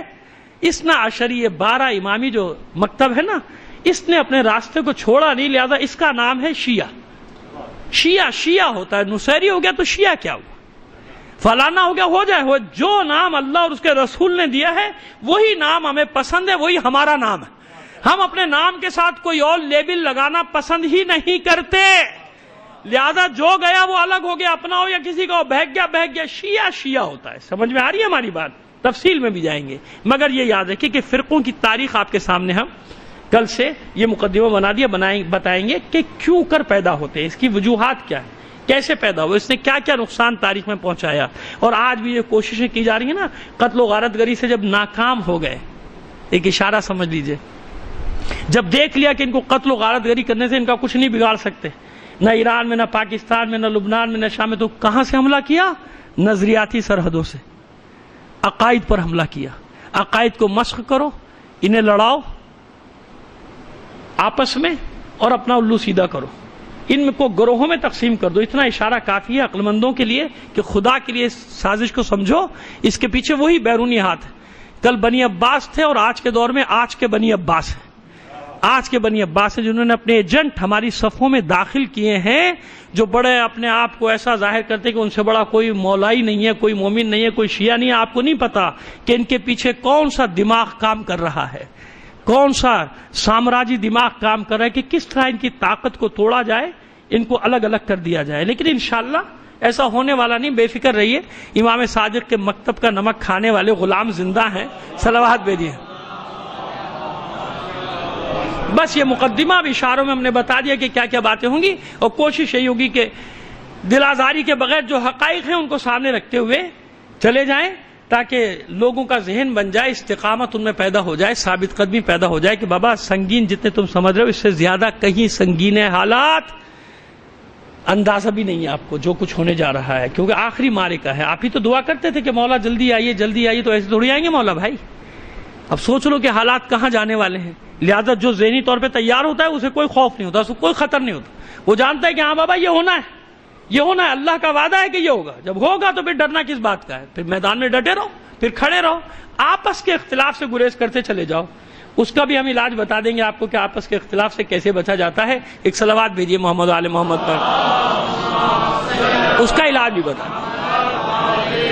بس ان اقیموا الدین ولا تتفرقوا فیہ، دین کا قیام کرو، دین کو قائم کرو اے حبیب۔ اور جتنے بھی انبیاء ہیں سب کو ہم نے یہ حکم دیا کہ دین قائم کرو، ولا تتفرقوا، اور تفرقے میں نہ پڑ جانا، اختلافات میں نہ پڑ جانا۔ خمینی ابو شکن ایک جگہ فرماتے ہیں اپنے درس میں، لیکچر میں لکھتے ہیں، میں نے تو ان سے نہیں سنا، میں نے تو لکھا ہوا پڑھا، کہ اگر 1,24,000 انبیاء کو ایک جگہ جمع کر دیا جائے تو کیا ان میں کوئی اختلاف ہو سکتا ہے؟ نہیں ہوگا۔ کیوں نہیں ہوگا؟ اس لیے کہ دعوت کا محور ایک ہے، اس لیے کہ للہ فی اللہ کام کر رہا ہے نا ہر نبی، لہذا اختلاف کا سوال ہی پیدا نہیں ہوتا۔ 3 محور ہوتے ہیں انبیاء کی دعوت کے۔ پہلا، اللہ کی طرف دعوت دینا اور باطل خداؤں کا انکار، یہ پہلا محور ہے، لا الہ الا اللہ۔ ہر نبی کا ایک پیغام، لہذا اختلاف کا کوئی، جب اس نبی کا جناب آدم کا یہ پیغام، جناب نوح کا یہ پیغام، ہر نبی کا یہ پیغام، تو اختلاف کیسے ہوگا؟ دعوت ایک ہے۔ تو کبھی سوچا کیجئے کہ سب اپنے آپ کو مومن کہہ رہے ہو، سب اپنے آپ کو انقلابی کہہ رہے ہو، سب اپنے آپ کو رہبر کا فالوور کہہ رہے ہو، تو پھر یہ اختلاف کیوں؟ اس کا مطلب مسئلہ کچھ اور ہے، مسئلہ کچھ اور ہے۔ کیا ہے مسئلہ؟ کوشش کریں گے اس مسئلے کو نکالنے کی کہ وہ مسائل ہیں کیا۔ بھئی لا الہ الا اللہ محور ہے، کسی نبی میں کوئی اختلاف نہیں ہے۔ دوسرا محور کیا ہے دعوت کا؟ کہ میں اللہ کی طرف سے آیا ہوں، خود نہیں بنا ہوں، مجھے اللہ نے بھیجا ہے، میں اللہ کی طرف سے نبی ہوں، رسول ہوں، اور میں تمہاری نجات کے لیے آیا ہوں، تاکہ تمہاری دنیا بھی بہتر ہو جائے اور تمہاری آخروی نجات کا سامان بھی ہو جائے۔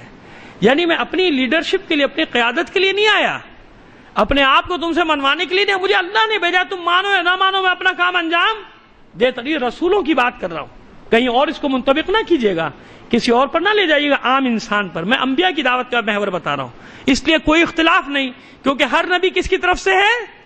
اللہ کی طرف سے۔ مقصد کیا ہے؟ انسانوں کی نجات، انسانوں کی فلاح، لہذا اسے کوئی جلدی نہیں کہ مجھے حکومت ملے نہ ملے، نہ ملے بابا مجھے جو کام دیا گیا میں تو وہی کام انجام۔ یہ 2 محور دعوت کے ہر نبی کے، ایک اللہ کی طرف بلانا اور دوسرا میں اللہ کی طرف سے آیا ہوں۔ تیسرا کیا ہے؟ مظلوم لوگوں کی حمایت۔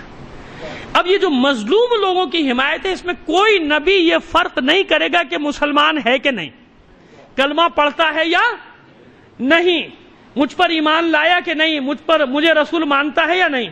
مظلوم کی حمایت کے لیے مظلوم کسی بھی مذہب کا ہو، مظلوم یعنی جس پر ظلم کیا جا رہا ہے، وہ عیسائی ہو، وہ ہندو ہو، وہ بت پرست ہو، اگر مظلوم ہے تو نبی اس کی حمایت ضرور کرے گا۔ اور میں واقعات بتا دوں گا کہ مکے میں خدا کے رسول نے کس طرح کافر مظلوموں کی حمایت کی ہے اور انہیں بچایا ہے، کافر مظلوموں کی، بت پرست مظلوموں کی۔ مظلوم ہے نا، ظلم ہو رہا ہے، لہذا اس کا ساتھ دینا ہے۔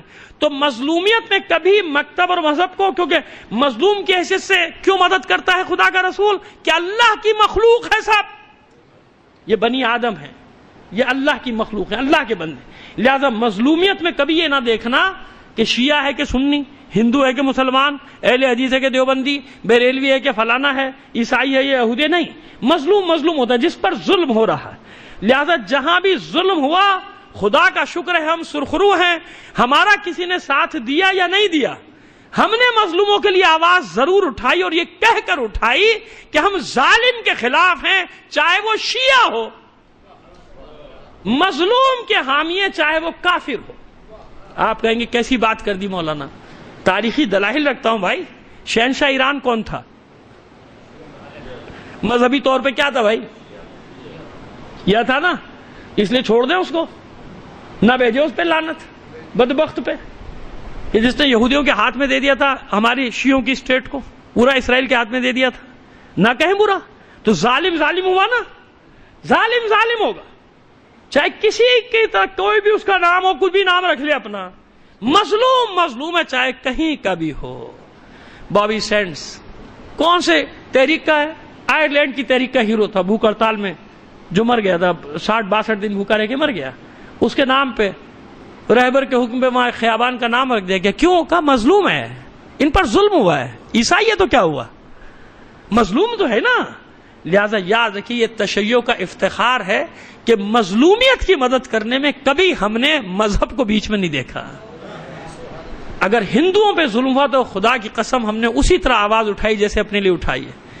اب یہ الگ بات ہے کہ ہماری آواز میں کتنا دم ہے، کتنے چینل نے دیا، کتنوں نے نہیں دیا، لیکن اللہ گواہ ہے کہ وہ باغبان پورا ہو یا بادام پورا یا کہیں بھی ان پر اٹیک ہوا، حملہ ہوا، ہم نے بالکل ان کے چرچ میں بھی گئے، ان کے مندروں میں ان سے جا کے اظہار یکجہتی بھی کیا کہ نہیں بھائی آپ پر ظلم ہوا، ہم آپ کے ساتھ ہیں۔ حالانکہ ظلم کرنے والے اللہ اکبر کا نعرہ لگا رہے تھے، لا الہ الا اللہ محمد رسول اللہ کہہ رہے تھے، نہیں ظالم ہے، اس میں نہیں دیکھنا، مظلوم کی مدد کرنے میں کبھی نہیں دیکھنا میرا بھائی ظالم ہے تو ظالم ہے، ہوا کرے وہ سید فلاں نقوی، کیا فرق پڑتا ہے، لیکن ظلم کر رہا ہے نا، اگر کسی کا حق کھا رہا ہے تو میں صرف اس بنا پر کہ میرا بھائی ہے اس کا ساتھ دوں، مظلوم کا مخالف۔ آپ نے دل سے فیصلہ لیجئے نا، کیا کہتا ہے ضمیر، کیا کہتا ہے ضمیر انسانیت، کیا کہتا ہے ضمیر آدمی، کیا کہتا ہے ضمیر، کہتا ہے کہ نہیں، ظالم اگر تمہارا باپ بھی ہے تو اس کی مخالفت کرنا، مظلوم کی حمایت کرنا، ظالم تمہارا سگا بھائی بھی ہے اس کی مخالفت کرنا، مظلوم چاہے دوسرے طبقے کا ہو، نہیں اس کے ساتھ ظلم ہو رہا ہے، اس کا حق کھا رہے ہو، تم نے اس کا حق غصب کیا، بابا ہمارا جھگڑے اسی بات پہ ہے۔ وہیں سے تو ہم دنیا میں سرخرو ہوئے کہ جب ہم نے غاصبوں کے خلاف علم بغاوت بلند کیا۔ اگر ہم خود غاصبوں کی صفوں میں شامل ہو جائیں تو بھائی کا مال کھائے، رشتہ داروں کے مال پہ نظر رکھے، اور پھر لعنت بھی بھیجے، غاصبوں پہ لعنت بے شمار، اپنے گریبان میں تو جھانک کے دیکھ بھائی تو نے کیا کیا غصب کیا ہوا ہے، کس کا نہیں۔ یہ اسی کو کہنے کا حق ہے کہ جو کسی کا حق نہیں مارتا، کسی کی حق تلفی نہیں کرتا۔ آئیے کربلا کے میدان میں بس چند جملے، اور معذرت چاہتا ہوں بہت خشک رہا بیان، بلکہ میں تو اتنے لمبے بیان کبھی توقع نہیں کر رہا تھا اپنے سے، جو میری کیفیت تھی آج، مگر یہ کہ انشاءاللہ کل سے سلسلے وار زندگی رہی تو شروع کریں گے۔ اب کربلا کے میدان میں آتے ہیں، یہاں آپ کو معلوم ہو جائے گا، ظالم اور مظلوم کی پہچان ہو جائے گی۔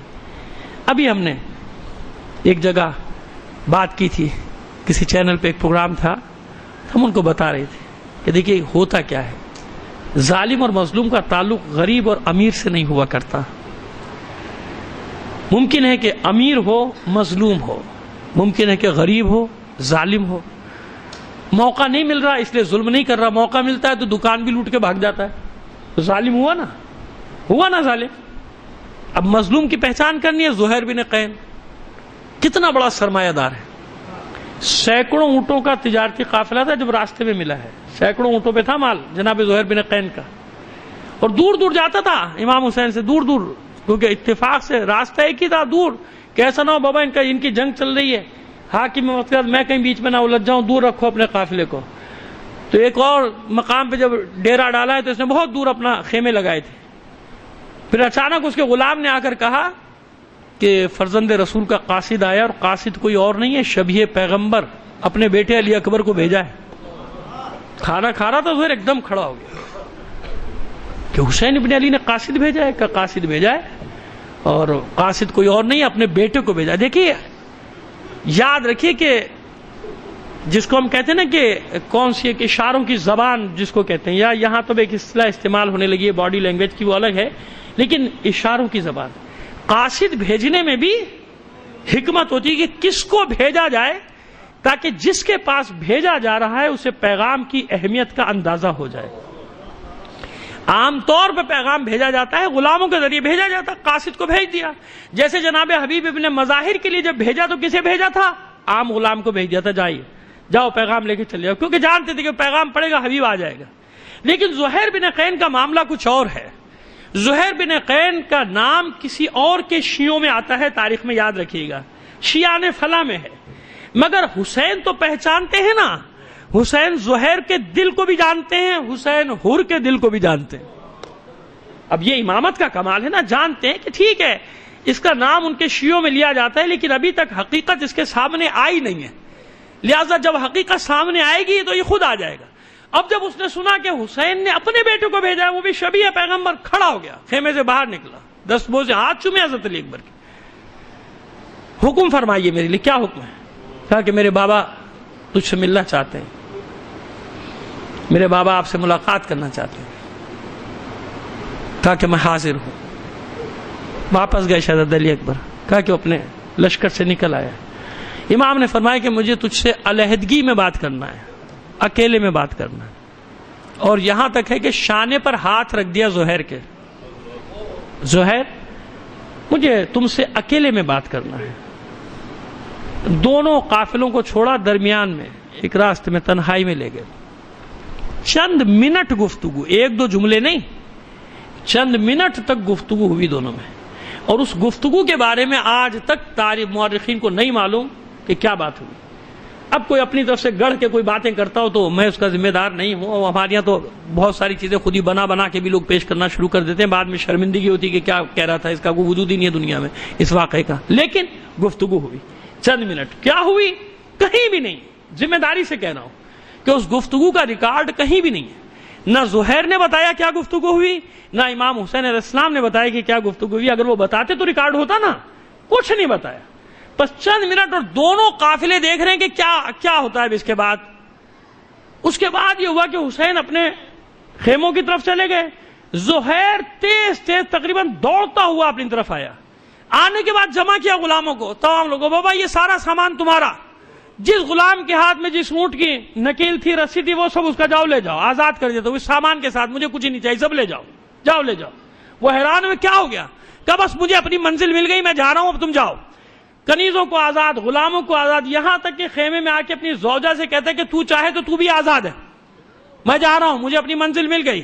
تو زوجہ نے پیر پکڑ لیے کہ نہیں میں بھی ساتھ چلوں گی، خانواد رسالت کی جو خواتین ہیں ان کی خدمت کروں گی، میں تیرا ساتھ نہیں چھوڑوں گی، مجھے چھوڑ کے مت جانا، مجھے آزاد نہ کرنا۔ زہیر آ گیا ساتھ، کیوں؟ کیا چیز اس کو کھینچ کر لائی؟ حالانکہ لشکر تو نہیں ہے، جانتا ہے کتنا سا لشکر ہے۔ زہیر بن قین کو وہ مظلومیت تھی حسین کی، کیا بات ہوئی مجھے نہیں معلوم، مگر زہیر نے سب کچھ چھوڑا، مظلوموں کے ساتھ ہو گیا، کیوں؟ دل میں ایمان تھا۔ ایسے نہ جانے کتنے کریکٹر ہمارے معاشرے میں ہیں جو حق کی تلاش میں ہیں مگر کوئی حق بتانے والا نہیں ہے ان کو، کہ کیسے حق بتائے۔ نہ معلوم کتنے حر، کتنے زہیر موجود ہیں معاشرے میں، مگر ہم وہ لہجہ ہی اختیار نہیں کرتے کہ وہ زہیر اور حر نکل کے ہمارے پاس، ہماری محفلوں میں، ہماری مجلسوں میں آ جائیں۔ لہذا جب حق بات پہنچی، مظلوموں کے ساتھ ہو گیا، اور کتنا آگے بڑھا۔ علمان الحفیظ محبت حسین میں اتنا آگے بڑھ گیا، اتنا آگے بڑھ گیا کہ بس شب عاشور کا ایک واقعہ آپ کی زحمت ختم۔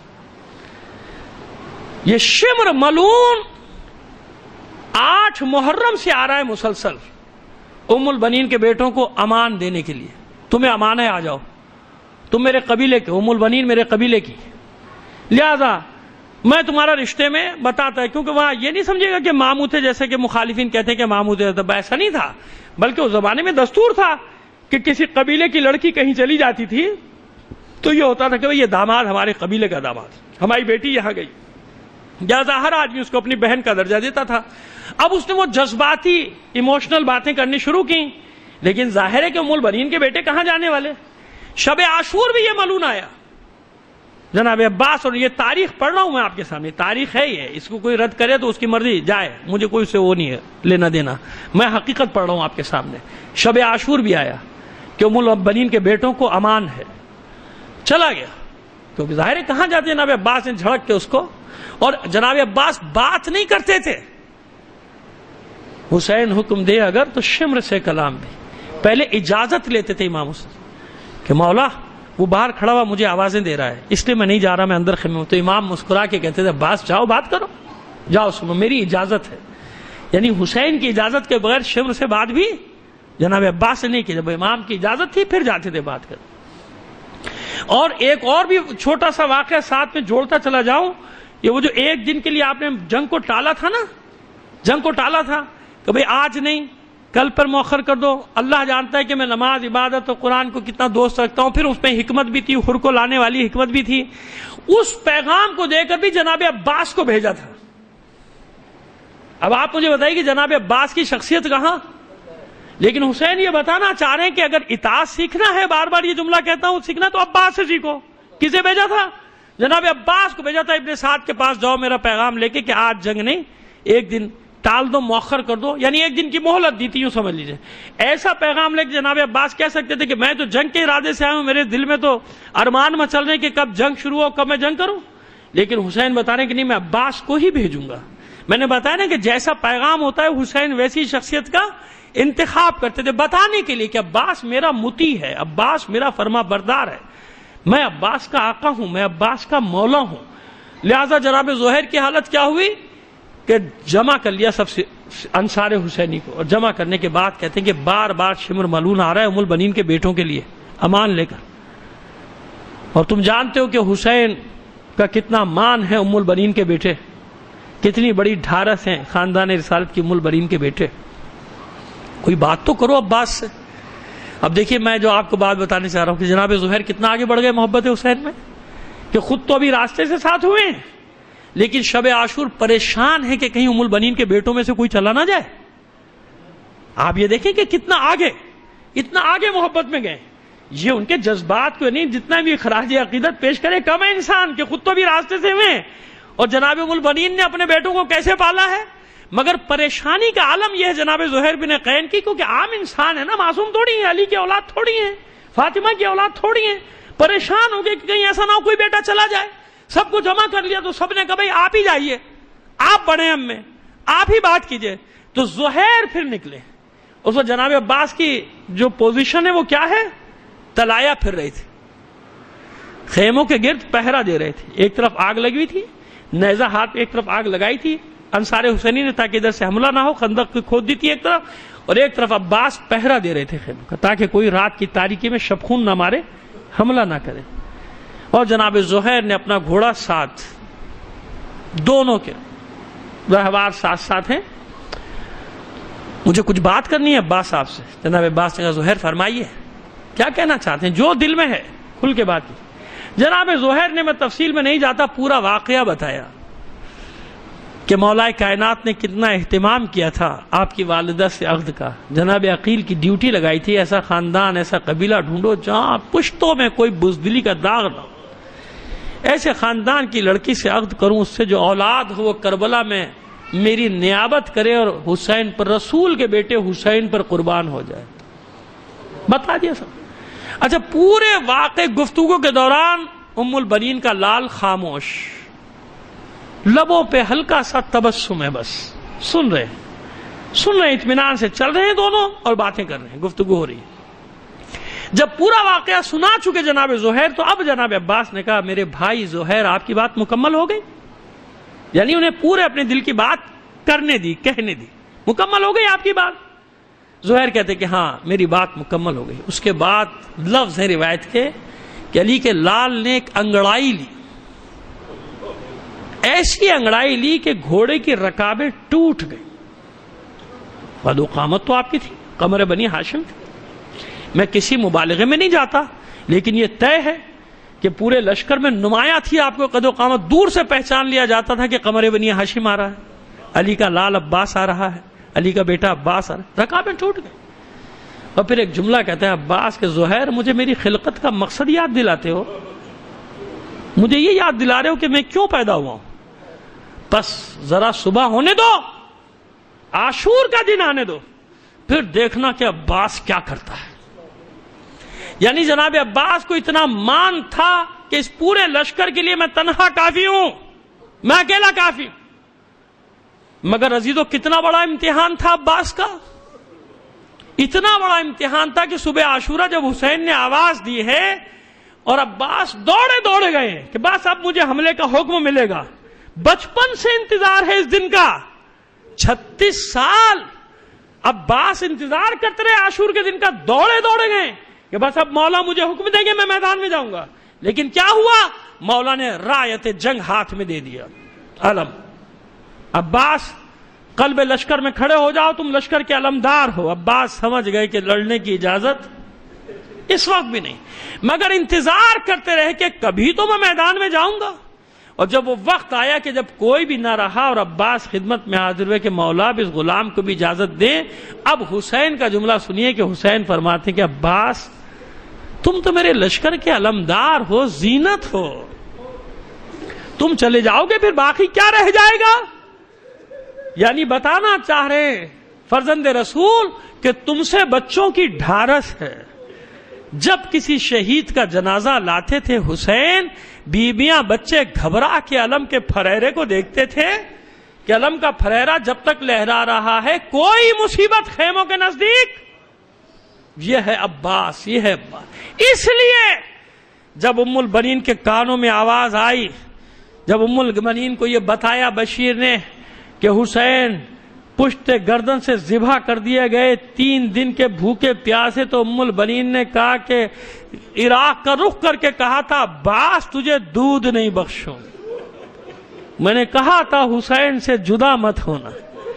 بشیر نے ماما پھینک کر کہا تھا میں سمجھ گیا آپ عباس کی ماں ام البنین ہے، اے بی بی اپنے بیٹے کو ایسے مت کہہ، جب تک تیرے بیٹے کے بازو سلامت تھے کسی کی مجال تھی حسین کے نزدیک آ جاتا۔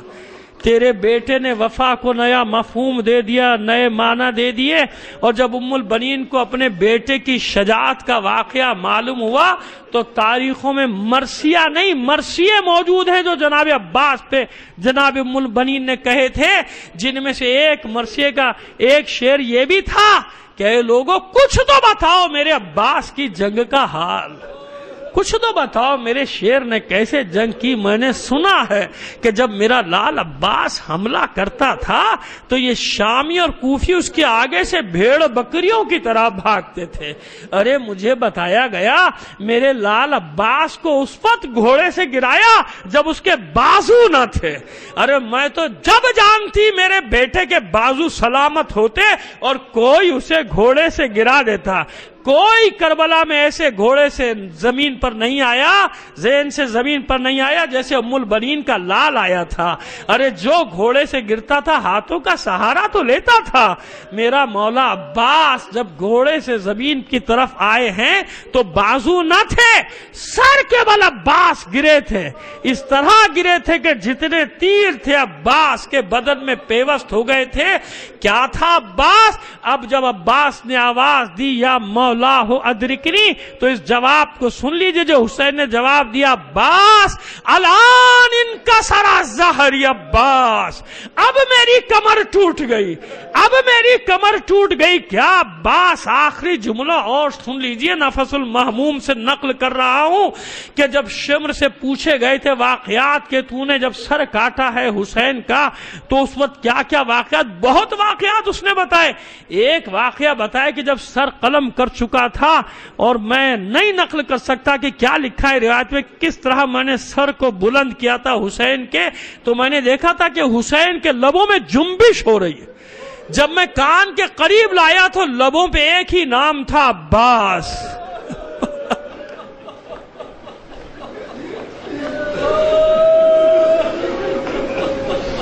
الا لعنۃ اللہ علی القوم الظالمین وسیعلم الذین ظلموا ای منقلب ینقلبون۔ باری الہ بحق محمد و آل محمد ہمارے اس قلیل عمل کو قبول فرما لے۔ اپنی حاجات اپنے امام زمانہ کے توسل سے تیری بارگاہ میں پیش کرتے ہیں۔ دنیا میں جہاں کہیں بھی مومنین آباد ہیں ان کی جان و مال، عزت و آبرو کی حفاظت فرما۔ عزاداران حسین کو اپنے حفظ و امان میں رکھ۔ جو مومنین عزادار ہونے کے جرم میں شہید کر دیے گئے انہیں شہداء کربلا کے ساتھ محشور فرما۔ بیمار ہیں، زخمی ہیں، بے حق بیمار کربلا انہیں شفاء کاملہ و عاجلہ عطا فرما۔ باری الہ جو اسیر ہیں بحق اسیران کربلا، خاص طور پہ غلام رضا نقوی، باری الہ بحق بیمار اسیران کربلا ان سب کو رہائی عطا فرما، جلد از جلد رہائی عطا فرما۔ باری الہ منافقوں کو، دہشت گردوں کو نیست و نابود کر دے۔ ہمارے ملک کی سرحدوں کی حفاظت فرما۔ ہماری پاک افواج کے جوانوں کو جلد از جلد فتح و نصرت عطا فرما۔ باری الہ یہ خوارج کا فتنے کو جتنی جلد ہو سکے نیست و نابود کر دے، ان کے ٹھکانوں کو برباد کر دے، ان کے سرپرستوں کو ذلیل و رسوا کر دے، مسلمین اور مومنین میں اتحاد، اتفاق، الفت اور محبت پیدا کر دے۔ معبود ہم اس قابل نہیں، اس قابل بنا دے جب تیری آخری حجت کا ظہور ہو تو ہم اس کے ادنا سے سپاہیوں میں شامل ہو سکیں۔ تعجیل فرما ظہور امام زمانہ میں۔ آپ سے فاتحہ سے پہلے ایک درخواست کراؤں، التجا کراؤں، میں نے جیسا کہ شروع میں عرض کیا تھا کہ انتہائی ایک اہم موضوع میں لے کر چل رہا ہوں، بے شک خشک ہوگا لیکن اس میں فرقوں کی تاریخ بیان کروں گا آپ کے سامنے۔ مجھے امید ہے کہ میں نے خود 15 منٹ بڑھا دیا آپ کے لیے کل سے، کہ میں ٹھیک 9:15 بیٹھ جاؤں گا۔ تو 9:15 کا مطلب یہ نہیں کہ آپ 9:30 آئیں، 9:15 بجے انشاءاللہ مجلس یہاں 8:30 9:15 بجے شروع ہو جائے گی، ہم 9:15، اس لیے ہم نے 15 منٹ خود والنٹری آگے بڑھا دیا کہ ہمیں احساس ہے کہ لوگ افطار کر کے ظاہر ہے کہ وقت لگتا ہے، آنے جانے میں دیر ہو جاتی ہے، تو اس لیے 15 منٹ کا وقت بڑھا دیا کہ آپ اطمینان سے یہاں پہنچ سکے۔ جو سننا چاہتے ہیں، جو